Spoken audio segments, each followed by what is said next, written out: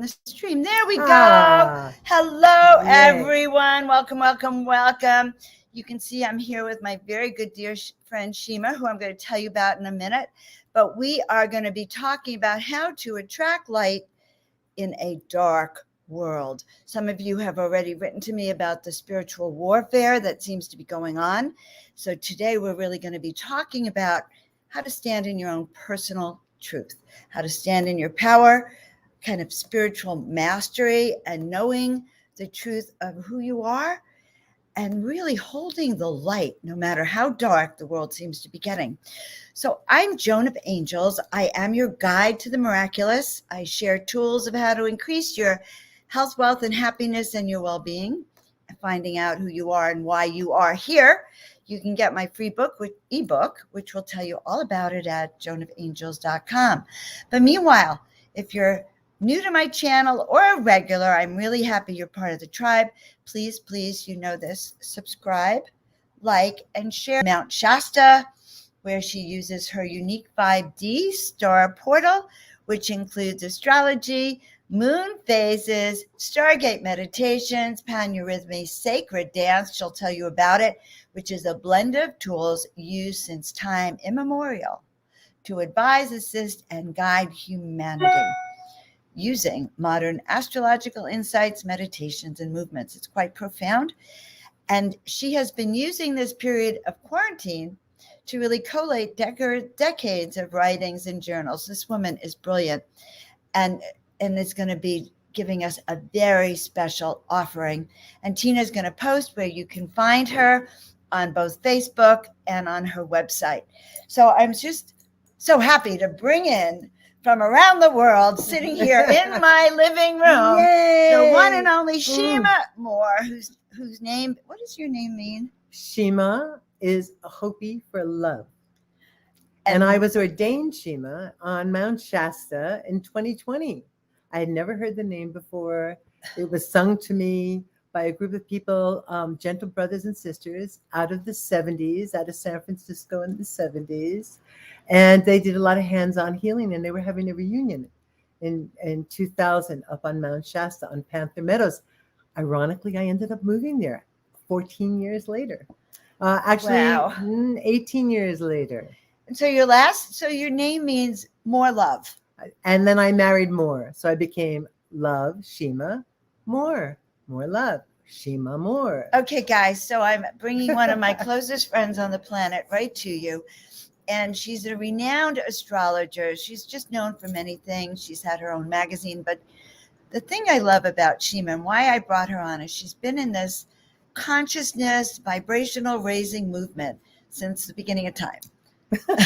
Right? I think that's true. Actually. Probably in many, many, many lifetimes, because Shima and I have actually sitting here all week, we've been kind of downloading and remembering certain times that we've done this work before.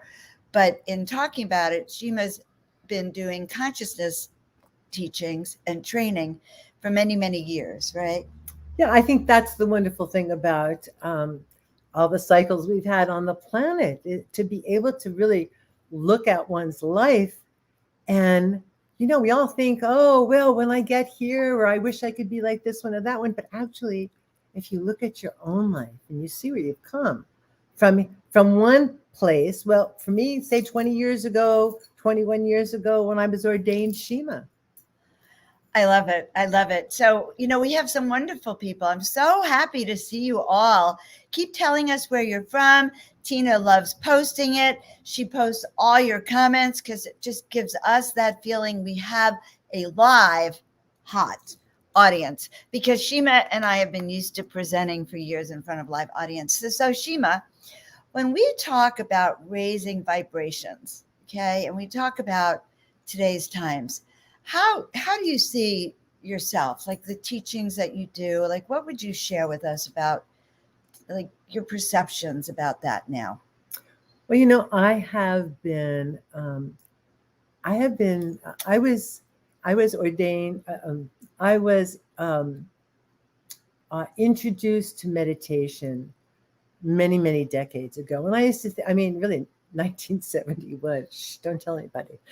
And But, I mean, that's the thing about having had all these cycles in our life. And I've always wondered how people make it through since way back then. So as tough as and strange as things are now, um, even back then, I used to wonder, how do people, at the time, I used to go into people's homes, and if they didn't have a picture of my guru, I would think, oh my God, how do they live without Miraji? Oh my Or, God. so I have been into meditation since 1971. And through the years, and there are some people who that's where they went, that's where they stayed.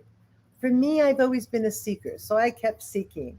And I actually started astrology back around then. And astrology has been so helpful because it shows the cycles that all of us are going through. Because there's these big cycles that we're all going through, and then we have our more personal cycles that we go through. But each one of these things are so important to tap into. So that's very, very interesting. There's two things you're making me think of. Number one, the cycles, like what cycle are we really in? And then number two, I keep hearing in the back of my head a comment that you and Robert Quicksilver, these are the two co-founders of Conscious Life Expo. And last time I was there, they were celebrating, I think, their 18-year anniversary of the Expo, and celebrating that back 18 years ago, everything that they were talking about, conscious life, was radical. It was considered new age, new thought, radical, and conspiracy theory. Like everything you taught about was sort of considered conspiracy, even in the food, the GMOs, and you have to look at everything, the chemtrails, the ETs, every subject that was at Conscious Life Expo years ago was considered controversial. Just healthcare, how to build your immune system. But I remember feeling I was in the most advanced place. Like you were 18 years ahead of your time. Yeah, well, it's interesting because before I've been going to the Expo since the 80s, maybe even the 70s. I don't really remember, but I think in the 80s, I started going to the Expo. And then in the 90s, I had a magazine, Perceptions. It was government, health, and metaphysics. And people used to say, well, that's strange bedfellows, right? And I'd say, no, really, it all has to do with freedom. Because if you don't have your freedom, then you can't choose what vitamins, minerals, supplementation you want to do. You can't choose what your belief system, because you have to believe a particular way. And I happened to be with a group of people who I was the editor in chief, and so I brought it through in as balanced a way as I can, and that's what I still do because that's who I am, and that happens to tie into my Libra moon Neptune. And guess what? She's got the same thing. Moon, Neptune in Libra. And what does that mean? Well, moon is your tribe. And Libra is balance, harmony, beauty, all of those types of things. So Joan and I are kind of, we know we've been together in past lives. That's definitely for sure. But all of the things that we're into, no, we have difference of opinions on a lot of things. And that's the beauty of true friendship, and what I'd love to see people get to more today, to really get to for two people with two different opposing views on controversial subjects. Vaccines, controversial. Can we talk about it? Can we have a conversation without pointing and name calling and labeling and all these things? That's right. You've written a great article about it too, trying to bring both sides together so they can even have a conversation. But you can't say that word too often on a video these days. What's that? The word you just used. Oh, so sorry. Because see, so even that is indicative of the times today. Yes. So right. So yeah. What kind of, like, astrologically, I know I've heard rumors that these are the same astrological times as it was 200 years ago. The American Revolution, 1776, and other periods of time. But and somehow Pluto has all. Can you tell us a little bit about today and our time? Yes. It might give us a little insight. Okay, let's go big picture down to tiny picture. Okay. Okay. Good. Oh, I love Big picture. Okay, so we had Conscious Life Expo was just last week, and I hosted a 3-hour and produced actually a 3-hour astrology segment with a few astrologers that I know that come from different perspectives, because I like that different perspective type of thing. And we had one astrologer talking about Pluto. Well, the thing about Pluto, the smallest, the mightiest, the most far out that we know of now. There might be more, but right now this is what we know. And 248 years it takes for Pluto to go around. So a lot of people have heard of Saturn returns if they're at all into astrology, or your birthday is a solar return. Every year you have the sun come around 1 year. This is 248 of those. So none of us are ever going to have none of us are ever going to experience our Pluto return. However, countries can. Oh. And the United States, July 4th, 1776, Wow. 248 years ago. All right. So that is a big thing. How many years ago? 248. We're coming up to, yes. It's like, and let me tell you something about these big planets. It's not like today is Sunday, September 26th, and it's going to be gone tomorrow. These are things, it's like moving a ship around, it takes a bit to turn the whole thing around. Well, these are cycles, 248 years. It takes a while. It comes into what's called an orb, a certain distance away, and then it's a direct hit, and then it's a certain distance away while it's leaving. And sometimes it looks like it's going forwards and backwards, which is happening now today, actually. The planet Mercury is what's called stationary. It's it's a standstill in the sky before it goes retrograde. And even people who don't know about astrology these days hear more and more about Mercury retrograde. Oh, don't buy a car. Oh, don't go on a trip. Don't do this. Don't do that. Well, if you can. Oh my God, we're in Mercury retrograde too. We are now. Okay. This is a Mercury. No, it's not exactly retrograde. It's in the stationary. So in many astrology programs, mine, you don't see it here, but a lot of programs will have Mercury with a little s, meaning it's stationary. So it's stationary today and tomorrow. And then it goes And then retrograde. on Tuesday, it goes absolutely retrograde. But when a planet goes stationary, and so you hear all these planets about when they go retrograde, they hang out in the same degree. So Mercury usually goes pretty quickly, but when it's a Mercury retrograde, it's at that same degree for a period of time. So it makes sure it's kind of pushes against you. You're going to get it. It's not kind of, and during a Mercury retrograde, read the fine print, because what happens is we're used to going 3D world, going fast. And Mercury, when things are retrograde, it's a slow down, go inner time. Right. Tune into that. So it's not a bad thing. Right. It's just a different energy. And right now, 8 of the planets are going retrograde. So it's an internal time. This is a time to really go inside.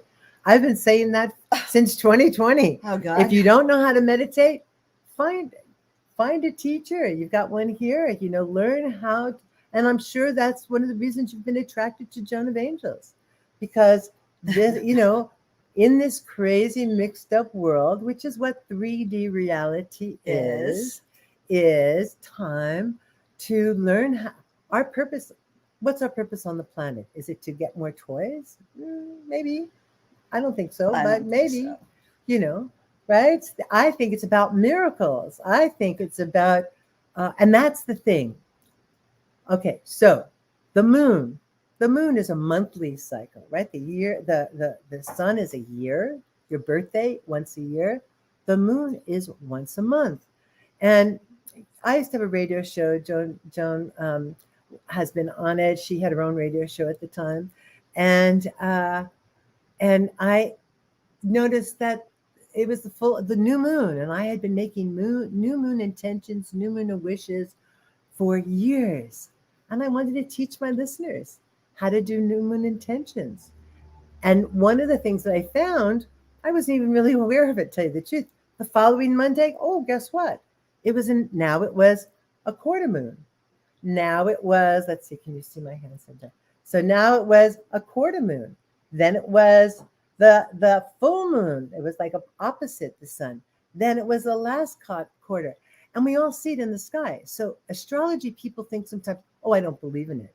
Well, the moon, it's not about believing. There it is. And one side's dark, one side's light.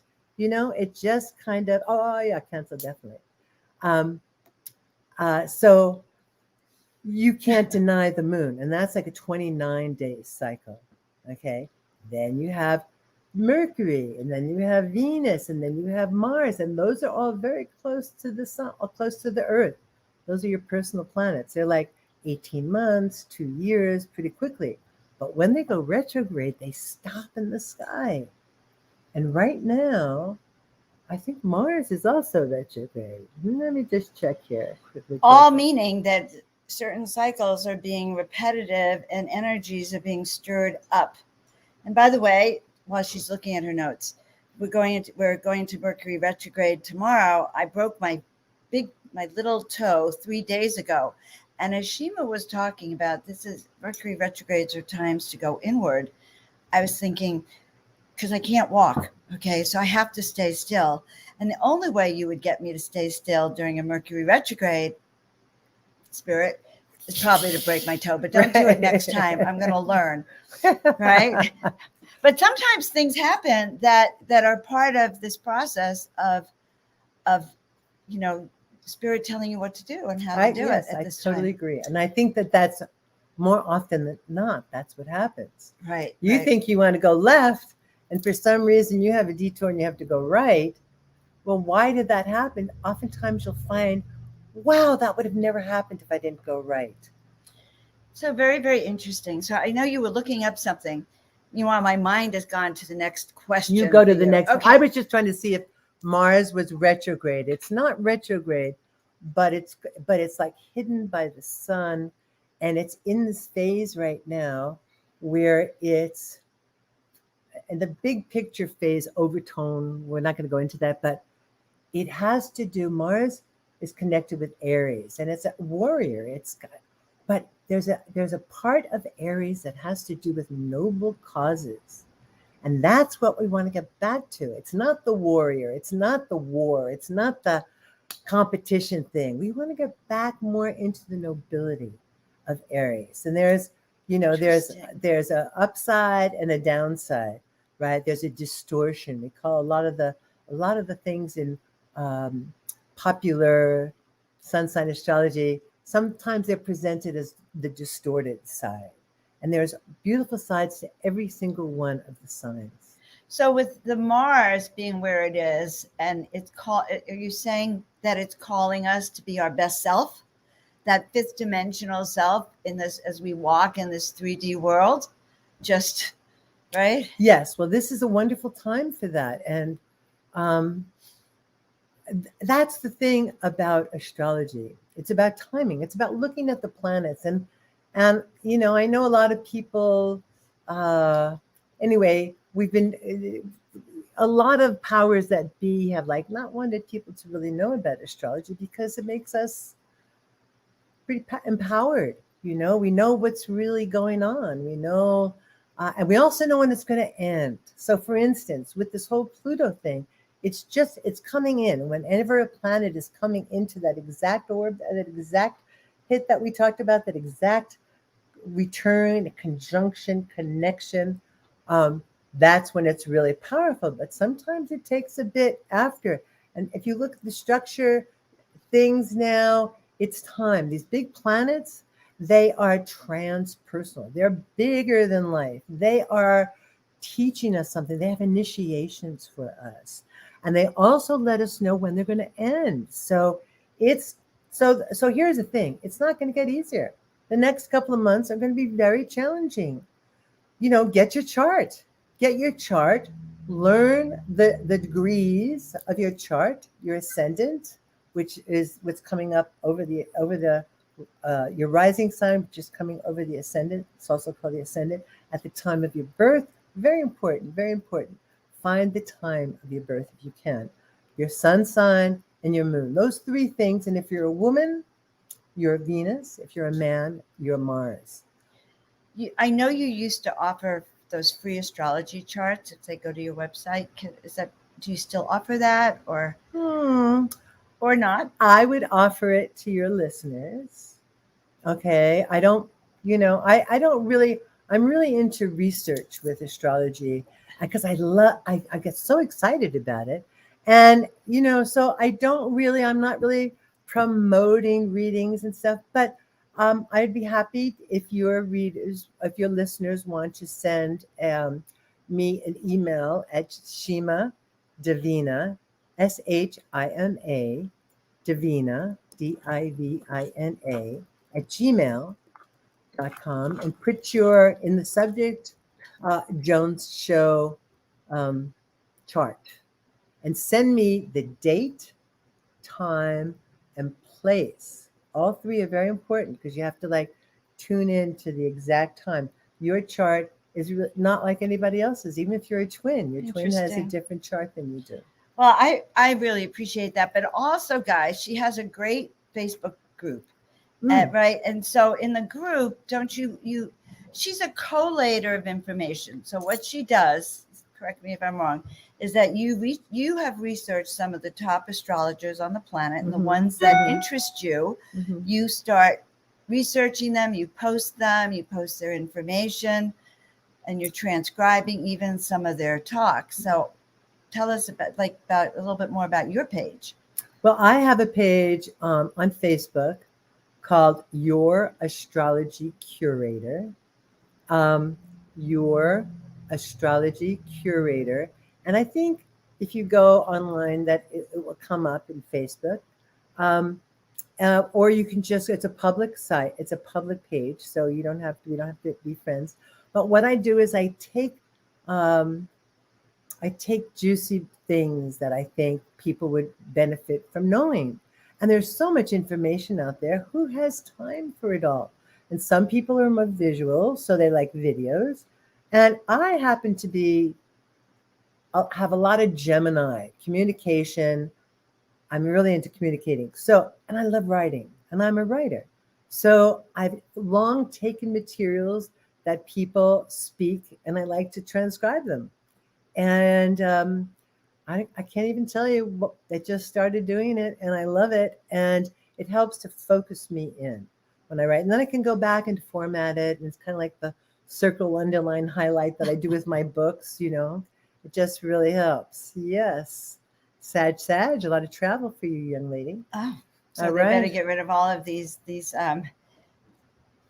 that have been stopping travel. Oh, yes. So let's go back to talking about how to handle then these. You see, you made a comment that difficult times are ahead, which we really do appreciate. Most of us are kind of aware that it's about to happen. How do you handle these, knowing that that's happening and it's astrological in nature? Then how do we stay steady and build up this, what did you call that spiritual master, not a warrior, but the spiritual. The noble cause. Really, I love Isn't that noble lovely? cause. That feels very yes. fifth dimensional to me, by the way. Yes, it is. And that's why I like 5D. the 5D reality, because that's what Stargate is, taking us into that reality. And some of the astrology I do is shamanic astrology, which is a bit of a different perspective on things. So I'm sorry, Joan, tell me, what was your question? I don't remember the question. All right, but it has to do it. Okay. You're doing great. Okay, so here's the thing. Astrology is wonderful, but as I mentioned, I've been into meditation since 1971. So how many years is that? Oh my God, it's like 50 years. All right. Right. So here's the thing, if we just look at media, we just read everything that's out there, and we're out here all the time, boy, everything looks really terrible. Right. But when you start tuning inside, when you start, maybe a book that I would recommend just pops into my head. Four Agreements. Oh, the Four Agreements. And one of the key things and there's 4. It's pretty simple. They sound so basic. Don't take things personally. That is a huge one. Huge. Okay. We tend to come into life and often be victims. I was a victim for years. I carried Right. around all my stuff, right? But I did a lot of work on myself. So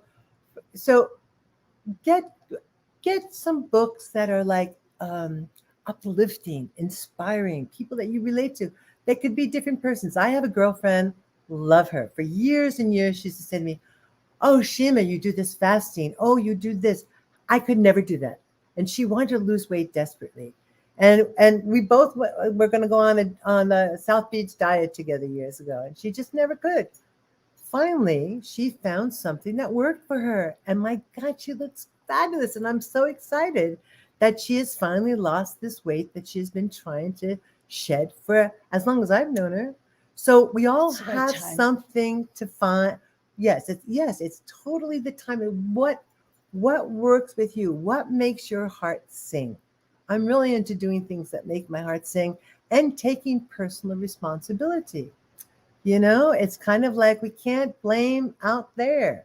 It doesn't matter who out there is, whether it's, you know, whatever, all of the different, as my magazine was, government, health, and metaphysics.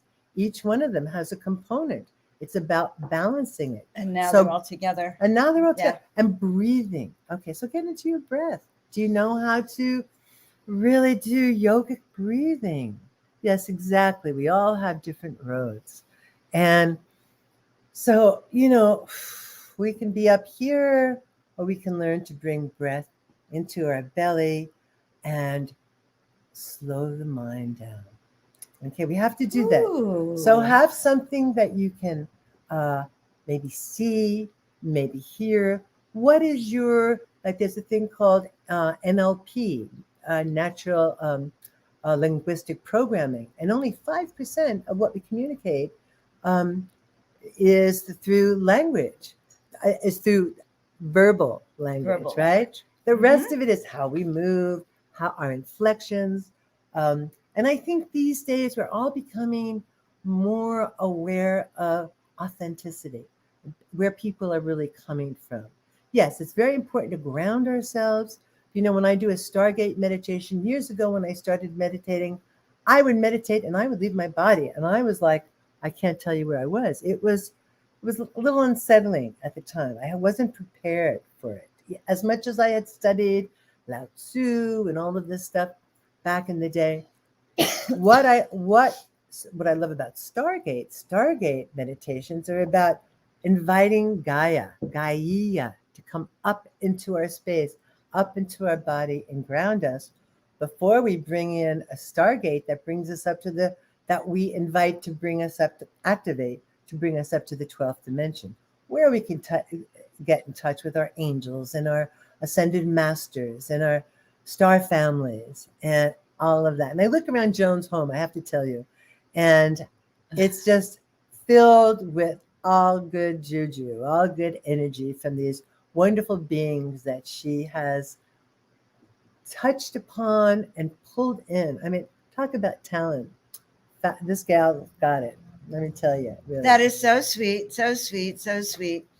Yeah, and the angelic beings talk to us. And so when you said that about in the very beginning, you said that you used to get upset if you'd walk into someone's home and they didn't have a photo of your guru.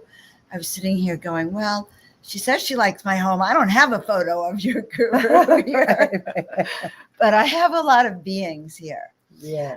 I want to share quickly that vision I had years ago. One of the things that always prompts me to bring you on my shows is that years ago, I lived in Mexico. I lived in Baja, San Felipe, and Shima was down there a few times. And where I lived, there was absolutely no wind, but up above certain periods of time, I don't know if it was related to the moon or not. I never related, but it would be clusters of days periodically where you'd look up and there'd be 6 or 8 clouds that looked just like a saucer ship over my house and all around like Baja. They didn't move, stood there all day.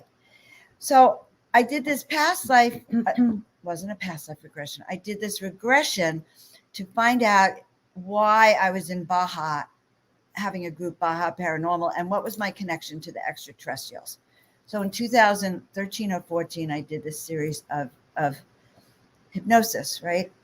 And I found out on one of them that I found myself in a ship, one of six ships, 6 or 7 little ships connected to the mothership. And my job was, and everyone in my group was sound asleep. And except for me, I was on the platform raising their frequency. And then when I said they said, well, Joan, you're to do this for everyone on the planet. You're not going to leave till they're all done, which kind of made sense at the time. And I said, oh my God, that's like 7 billion people. That's a lot of people if I do this one at a time, because I was sitting there one at a time tuning up their antenna. And the next moment they sent Shima. So Shima was literally on the ship with me in this hypnotic regression. But I suspect, if you know anything about your memories when you've been on ships, so we were raising vibrational frequencies, Shima, which is what you're doing now with your 5D, your paneurhythmia. Paneurhythmy. Okay, I'm getting it. Paneurhythmy, which is, as you were telling me, special dancing, right? That actually takes you into this 5th dimension. Like, what is that about? How does that do that? Well, this is a dance that in Mount Shasta, I was, invited to the Sunday morning dance outside. I was always into Isadora Duncan. Joan and I think had past life back then as well. We knew each other then. And I went, and it was like, the music was pretty music, and I kept going back, and then that was one year. The next year, a woman came, an older woman from Marin, which is where I had moved to Mount Shasta from, and I started really getting what this dance was about. And this dance was brought in by Master Peter Dunov. And he was in Bulgaria in when it was behind the Iron Curtain. We didn't get anything from there. But these days, still at this time, people come from around the world to the Rila Mountains in Bulgaria, where there are 7 it's like gorgeous. And they come and they dance in circles in white, and they have music in the middle, and it's often violin because that really carries, or it can be piano, it can be guitar, it can be just vocal. It's the same music, but the movements are the same, different arrangements of the music. And it acknowledges the heavens, bringing the energy of the heavens down. The right side of the body is truth. The left side of the body into the center is love. And so bringing that in on all levels, like the very first seed, it generally starts at the vernal equinox, which is the first day of spring. And I love how, in my life, many things have not been, some of the things that we've been into have been considered woo-woo. And so if you did like a personal growth seminar, they didn't really like astrology, it was too woo-woo. Or if you did this type of thing, you had a guru, that's a little woo-woo. The thing I love about Peter Dunov and the whole Paneurhythmy is that they bring in the rhythms of the planets, of the earth, all the cycles. They use magic, and it's just like everything. And sunrise is the most powerful time of the day. If you can get up and watch the sunrise in the morning, just allow that energy to come in. But there's beautiful music, and at one of these days and if you look online, you can find it, Paneurhythmy, PANEURHYTHMY. And that has to do, there's eurythmy, which is Rudolf Steiner. They were around the same time, but this is different. And people didn't know about it, as I said, because we didn't know what was going on in Bulgaria back until the mid-90s. Do you share about it in your group, on your Facebook, in your group page? Oh, because you talk about the 5D. Yes, well, that's kind of like my latest thing that I'm really bringing in, because I love the astrology. I love sharing that. I love the moon phases, because really all the planets have those same phases of the moon. And once you get those down, you can start to really understand how you're being affected by the different planets, which is very different.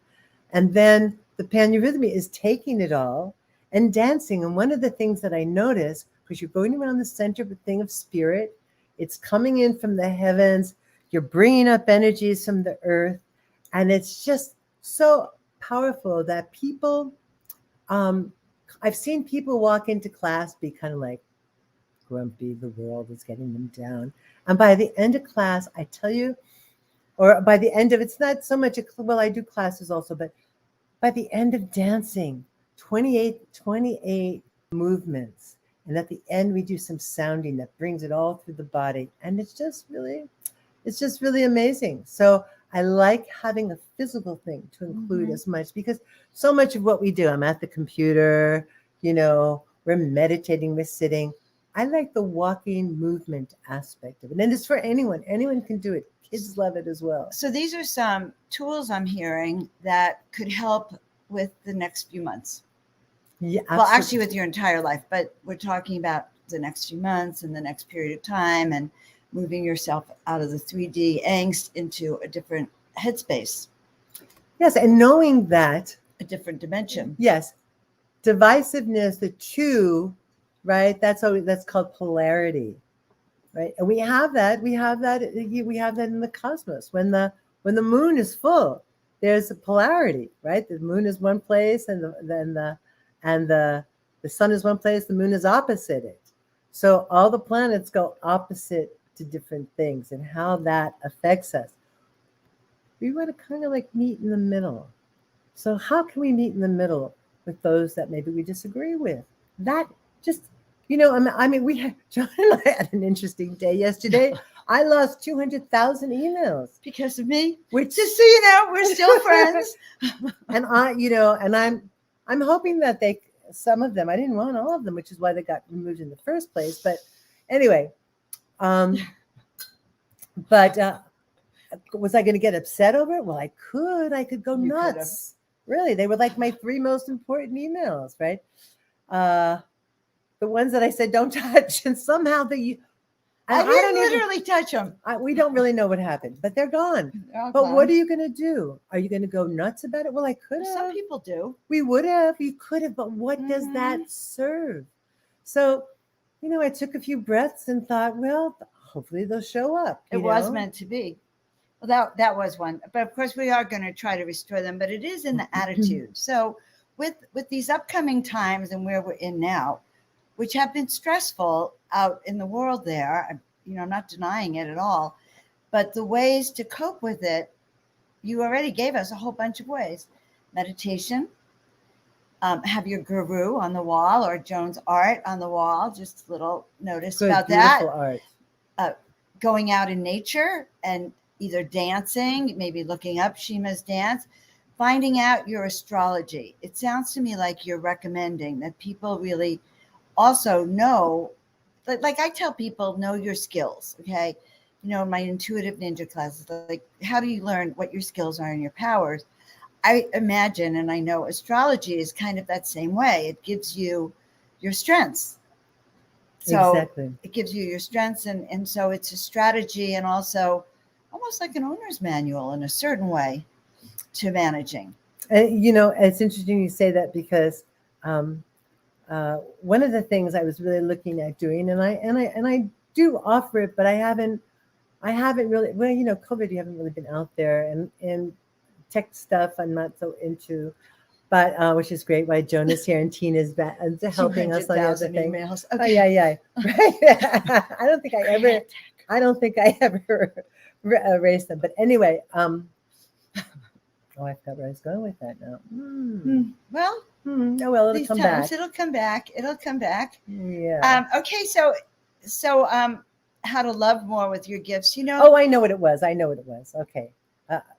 We'll go back to that if we could. But I offered owner manuals for parents, for their kids, or grandparents for their grandkids.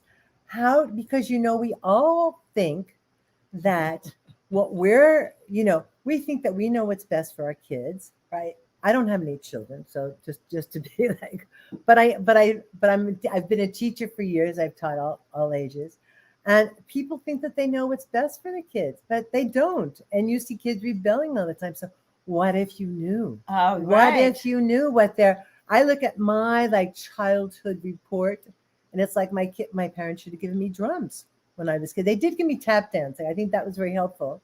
But with Mars in Aries, Venus in Aries, and Mercury in Aries, I needed so what I would do instead was hold my breath and pass out. And they had no idea what to do with that. My Aries would get up and I would just kind of leave the planet because I couldn't deal with anybody. Interesting. But if you know how to deal with your kids, you can kind of like really do the one thing that most parents want to do, which is support their kids to be all that they can be. And in your own life, there's a personal identity, relationship access. There's right livelihood and foundations of life. And those are like the four most important areas of the chart. But then each one of the 12 segments of the pie, if you look at a chart, it looks like a pie. And each one of those areas means something. And it's like so fascinating. It's a lifelong journey. So it's an owner's manual, which is really interesting because I used to ask for an owner's manual to save me years ago. It's like, oh, if only I had an owner's manual, I would know what to do. And then I've created owner's manuals too to Stepping into Miracles because you need an owner's manual these days to understand what you're doing. All right. Any last minute things you want to share with us? Oh my goodness gracious. So time does march on, doesn't it? It does. More it flies, and more these days. More and more. Mm-hmm. So yes, definitely get your chart and learn a little bit about it. Because here's the thing. I would say get a reading. But most people that I've run into who have had readings, oh yes, I had a reading. Oh yes, somebody did my chart, but they have no idea what any of it means. So get your chart and learn some of the symbols. I like to teach. I actually had a class I used to teach on what all the symbols meant because it's fascinating. It's all fascinating to me. It's fascinating, and get the degree. And if you just do that for your rising sign, your moon sign, and your sun sign, that will give you a lot of information. And little by little, you'll start to identify the others as well. So if you're a Capricorn rising and you have Pluto going over your ascendant, how is life going to be changing? Because here's the thing. I started to say all the outer planets, which is anything further than Saturn, which is the furthest out that ancients used to be able to see in the sky is Saturn, right? So Jupiter, Saturn, they're like the 3D planets. After that, we have Uranus, Neptune, Pluto, and Chiron's in there as well. And those will shake and rattle and roll your life if you're not on purpose, if you're not living the life that you're supposed to be living. It's going to like shake you. Like right now, I have Uranus, which is the planet of unexpected anything on my sun. And I'm excited about it. Some people might go, oh my God, I don't know what's going to happen. But if you're living your life in harmony with who you are, and I really do believe the older you get, hopefully the wiser you get. Not everybody does, but what is the purpose of your life? That's really important. What is the purpose? Are you part of the light? Each day you grow, each breath you grow. It's not like being there now. It's be here now, definitely. Mm-hmm. But just know that every day you are getting better. Every day life is falling into place for you. Every day, if you're focused on the higher thing of life. We were talking the other day and I said, well, so let's look at that. So is that the life I want? So when we talk about all the things that are going on in the world right now, is that the life I want to think about? Right. So think about what you want to think about. You're in control. I love that, Shima. And I actually love that you're always reminding me, when I get my own angst about what's going on, it's like, well, the more we focus on what is or what it appears to be appearances, then the less we're putting out into the universe this cycle that'll bring that worst part back. So start to shift into knowing that yes, there is chaos here. Yes, we're going to go into crazy times. Yes, the whole planet is doing it. Yes, it's an intense cycle, but if we become that spiritual master, right? What was the word you kept using? I still Noble, love so nobility. nobility. I don't know why I can't And remember. remember, but you chose to be here at yes, this very time. Yes, you be that noble self. We can all handle this in the fifth dimension and above, and learn how to bring more cohesiveness, okay?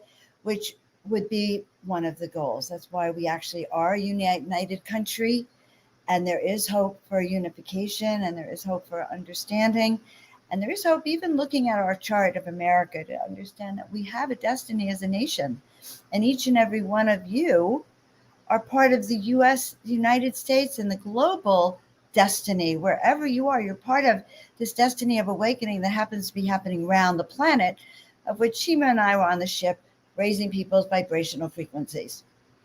And we can all do this together, guys. You know that I talk about Effect tomorrow night, Monday night. I'll be talking about it again on Monday Night Live. So I hope you guys join me on that. It's at 6 p.m., not 7, by the way, just in case you forget that. But yes. So guys, look for Shima. Go to her Facebook page, go to her website. She's amazing at the information she brings. She's a teacher, truly, because she collates for us all these other people. And she has her own wisdom as well. So meanwhile, again, guys, I want to thank you for being with us. Please like, subscribe, and share for Shima and I, so we get our work out in the world and help raise the vibrational frequency. And also, I have a brand new website with a great ebook on how to know what you're here to do, which is part of stepping into that spiritual nobility, is knowing why we're here. So we'll see you on the other side. We'll see you in the fifth dimension. I want to thank you all for being with us. Absolutely. I'm so grateful that some of you are our fans and step into the miraculous with us. So we will see you all next time.